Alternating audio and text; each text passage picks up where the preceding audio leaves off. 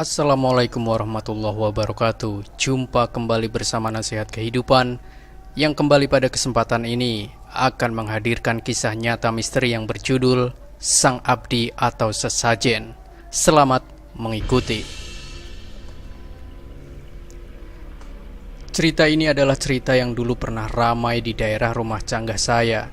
Rumahnya itu di desa, masih asri, sungai masih mengalir jernih, kiri kanan masih sawah. Mayoritas penduduknya kalau nggak bertani ya beternak. Nah, di desa ini ada satu keluarga juragan yang kaya sekali. Kekayaannya nggak usah dipertanyakan lagi. Saking kayanya, dimakan 7 keturunannya nggak akan habis. Sampai-sampai Pemda nge-blacklist dia buat beli tanah di daerah tersebut. Kalau saya sebut daerahnya, pasti langsung ketahuan siapa yang saya maksud, karena kekayaannya sampai sekarang.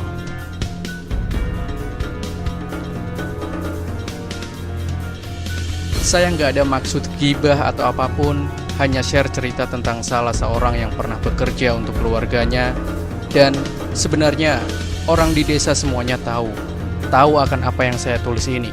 Semacam rahasia umum, tapi balik lagi, pasti ada hikmah di balik cerita ini. Semoga jadi.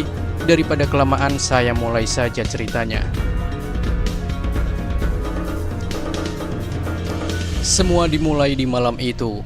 Di desa, bukan hal aneh, penjual bakso berdagang sampai jam 2 dini hari. Nah, waktu itu karena dagangannya masih sisa beberapa mangkok, beliau kebetulan lewat sebuah jalan tanah menuju salah satu desa.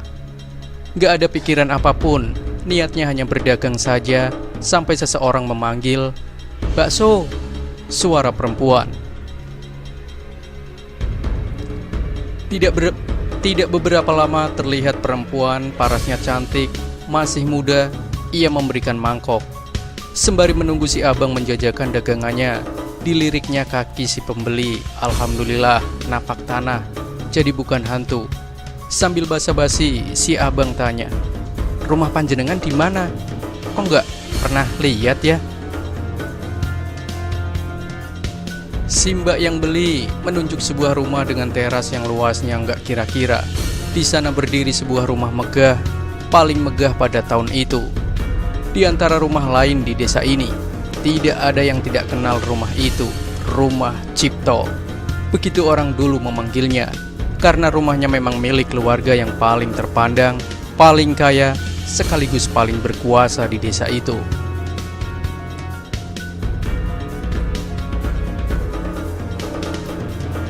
Setelah bertanya itu, si penjual bakso kembali basa-basi, mulai bertanya, mulai dari siapa mbaknya, sampai ke ranah pribadi. Mbaknya menjawab ala kadarnya, bahwa ia adalah abdi. Si penjual tidak paham maksud abdi. Yang ia pikirkan itu adalah bahwa ia bekerja pada keluarga Cipto tadi. Di tengah obrolan sembari menyelesaikan dagangannya, tiba-tiba si mbak mengatakan sesuatu kepada si penjual. "Besok lewat sini lagi ya bang, jamnya kalau bisa jam segini lagi. Saya akan beli lagi bang." Setelah itu si mbaknya masuk ke gerbang pagar dan menghilang di balik pintu rumah.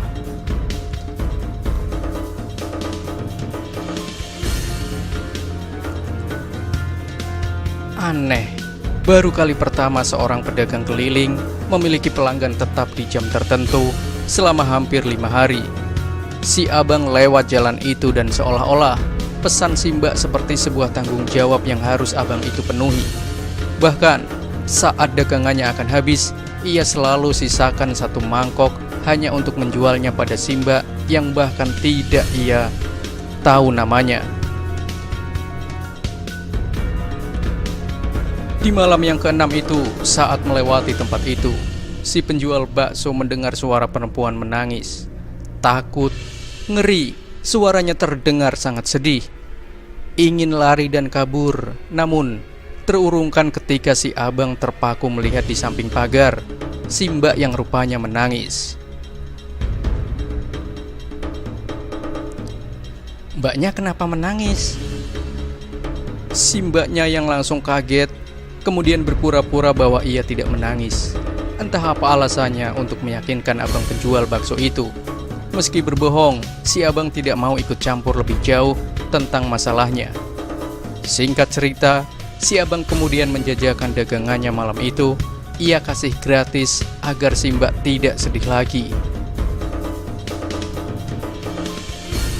Saat itulah si mbak lagi-lagi mengatakan hal yang tidak dimengerti.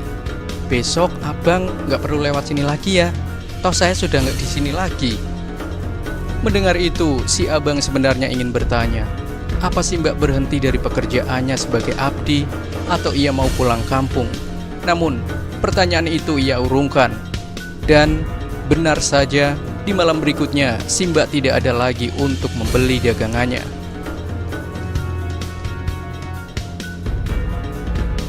Sudah lebih dari seminggu, si mbak tidak pernah keluar lagi. Muncul banyak pertanyaan kenapa si mbak menangis, kenapa si mbak tidak di sini lagi, dan entah bandel atau apa. Rupanya si abang tetap lewat jalan itu sampai suatu malam. Ketika ia lewat jalan itu lagi, mbaknya muncul. "Bakso." Si abang senang bukan main melihat si mbaknya muncul lagi. Tanpa basa-basi, dijajakannya dagangan itu. Namun, malam itu, si mbak tidak seperti biasanya. Wajahnya murung dan tatapannya terus-menerus menunduk. Tidak hanya itu, bahkan suaranya lebih serak.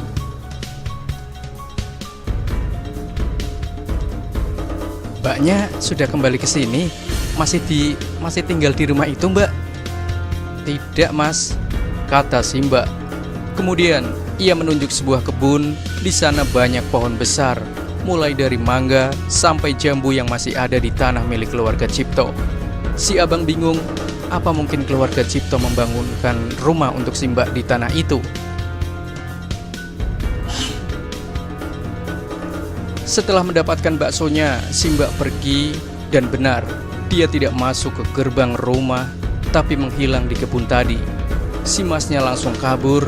Sesampainya di rumah, si abang gak bisa tidur. Terbayang wajahnya si mbak. Selain itu, bulu kuduknya merinding dan benar-benar gila. Dari samping rumah si abang, ada suara perempuan menangis. Namun, si abang tidak berani memeriksa. Ia terus berdoa dan berdoa sampai tertidur. Siang hari, setelah belanja bahan untuk bakso nanti malam, si abang penasaran. Kemudian ia tidak sengaja lewat jalan itu. Tanpa pikir panjang, ia parkirkan sepeda ontelnya, lalu masuk ke kebun itu. Di sana, rupanya hanya ada pohon-pohon yang ditanam campur aduk. Tidak ada apa-apa, sampai tercium aroma bangkai. Ketika si abang melihat ke atas pohon mangga, si abang terperanjat melihat si mbak tergantung dengan mata terbuka lebar. Lidahnya menjulur keluar. Tatapannya seakan-akan melihat si abang.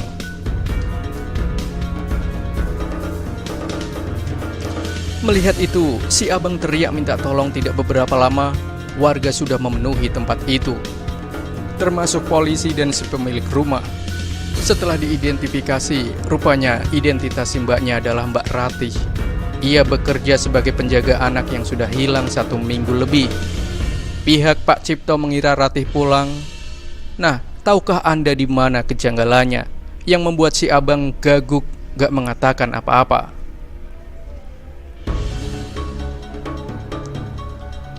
Selain semalam si abang melihat si mbak membeli bakso miliknya, waktu antara hilang dan ditemukan meninggalnya tidak cocok.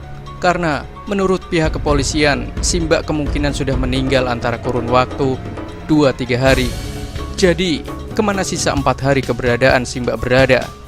Kecuali ada kebohongan tentang hilangnya si mbak, keluarga itu menyembunyikan sesuatu.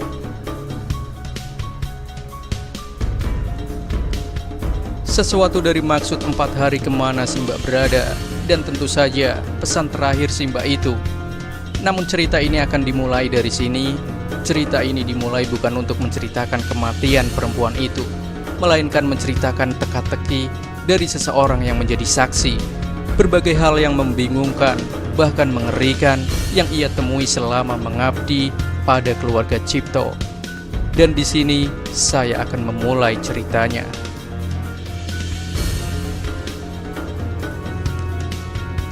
Setelah kejadian itu, memang banyak desas-desus yang hampir diketahui semua warga desa. Tapi tidak ada yang berani mencari tahu lebih jauh, dan perlahan-lahan kejadian itu lenyap seperti embun, menghilang begitu saja, dan kemudian dilupakan.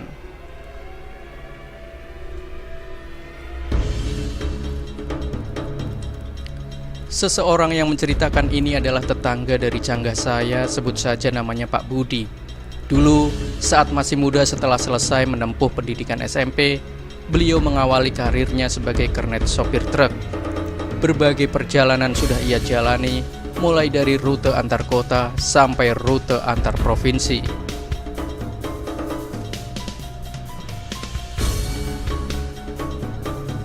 Semua pengalaman ini memupuknya menjadi pribadi yang tangguh dan membuatnya menjadi salah satu orang yang bisa mengendarai, mulai dari mobil pick up sampai truk gandeng. Karena dirasa jalan hidup sebagai sopir ekspedisi tidak membuatnya menjadi pria yang mapan dengan segala tuntutan bahwa ia adalah anak pertama yang harus sukses, Pak Budi pun berhenti menjadi sopir truk.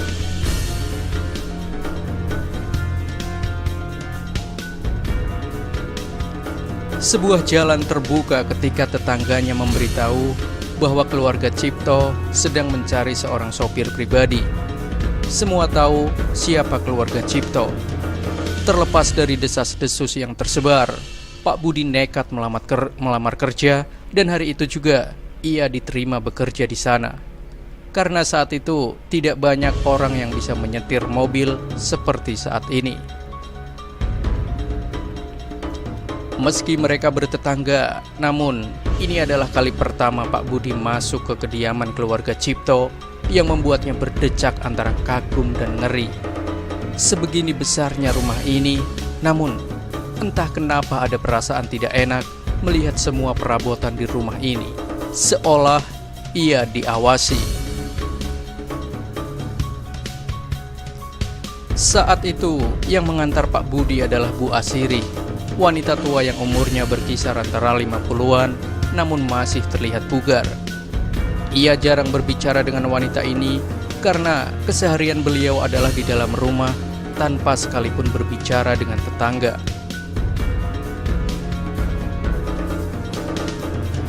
Sebenarnya ini bukan hal yang aneh mengenai keluarga Cipto, karena mereka seperti terasing meski sudah lama tinggal di desa ini. Bagi para tetangga, mereka terasa seperti tidak tinggal di dunia yang sama, seolah mengundang banyak sekali pertanyaan, termasuk para penghuninya. "Silakan kesini mas," kata Bu Asirih lembut dengan logat Jawanya. Selama di perjalanan, Pak Budi melihat kesana kemari, mengagumi berbagai patung aneh yang ia temui, yang terpasang di beberapa sudut bagian rumah ini. Gaya desainnya benar-benar masih kejawen. Saat itulah ketika Pak Budi menikmati pemandangan itu, matanya teralihkan pada sebuah pemandangan mencengangkan.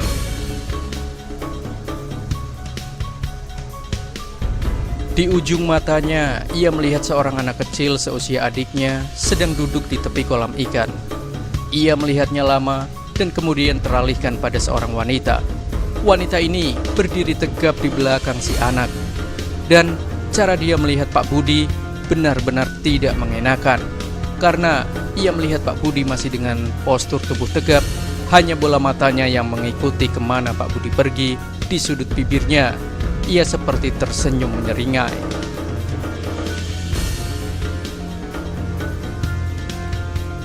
Ketika Bu Asirih membuka pintu, melewati beberapa bagian dalam rumah, sampailah ia di sebuah ruangan terlihat seperti gazebo yang terbuat dari kayu jati. Di sana ada seorang wanita tua, lebih tua dari Bu Asirih. Ia duduk di atas kursi goyang, matanya terpejam.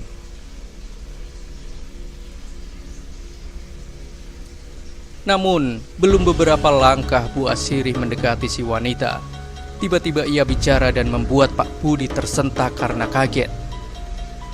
Ini ya yang akan jadi sopir baruku. Bu Asirih mengangguk, tidak berbicara, kemudian mencium tangannya. Pak Budi, kenalkan, ini Ndoro Sasri, ucap Bu Asirih. Beliau berdiri tegap dan mengepalkan tangannya di depan perut, membuat Pak Budi bingung. Seakan-akan ia berbicara di depan seorang maharaja saja. Setelah menjelaskan panjang lebar mulai dari gelar sampai pemimpin keluarga, Bu Asirih mengantar Pak Budi ke belakang rumah. Di sanalah nanti ia akan tinggal. Meski bertetangga, keluarga Cipto menginginkan pengabdian dari Pak Budi selama 24 jam dan harus siap. Untuk itu, dibuatlah kamar itu yang memang khusus untuk sopir yang bekerja untuk keluarga ini.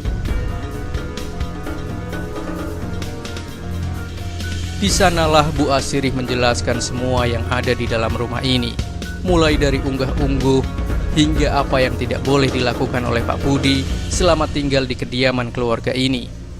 Saat ini keluarga Cipto dipimpin oleh Ndoro Sasri setelah kematian Eyang Sarwojo yang meninggal karena sakit.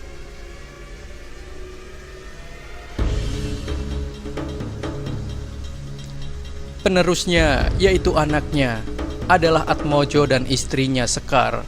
Namun mereka sudah lama tidak tinggal di sini lagi. Namun ada 5 anaknya yang ada di sini. Kesemua anaknya adalah laki-laki. Dan saat ini mereka tinggal di kediamannya masing-masing.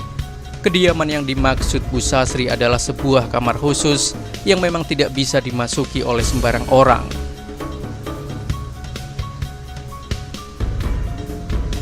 Mendengar itu, Pak Budi hanya diam. Yang ia pikirkan hanya satu, Pandawa. Ada satu hal yang orang Jawa percaya, ketika sebuah keluarga melahirkan 5 anak lelaki atau 5 anak perempuan, itu adalah kutukan Pandawa. Dan itu masih dipercaya sampai saat ini. Maksud kutukannya adalah konon akan ada 1 atau 2 anak yang tidak bisa mengemban beban lebih. Akibatnya, ia akan gila atau memiliki kekurangan mental yang benar-benar serius. Dan biasanya yang paling umum diserang adalah anak terakhir. Namun, itu hanyalah rumor yang beredar. Pak Budi saat itu mencoba berpikir bahwa itu hanyalah mitos dari orang zaman dulu.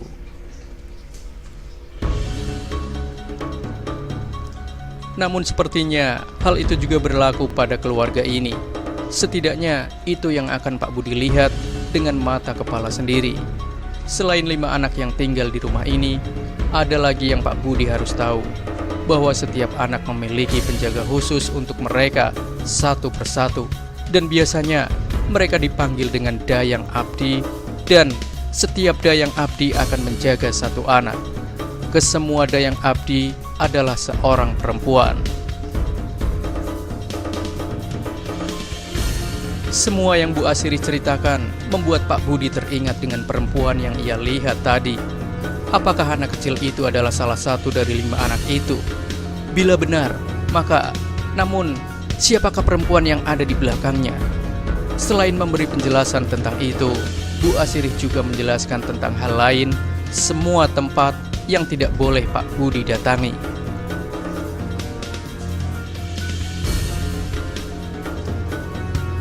Yang paling dekat dengan kamar Pak Budi adalah sebuah tempat sanggar cayang.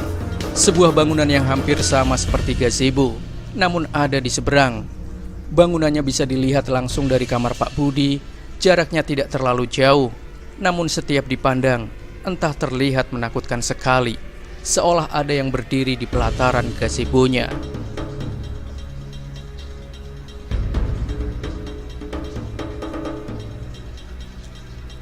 Pak Budi mengangguk, pertanda ia mengerti.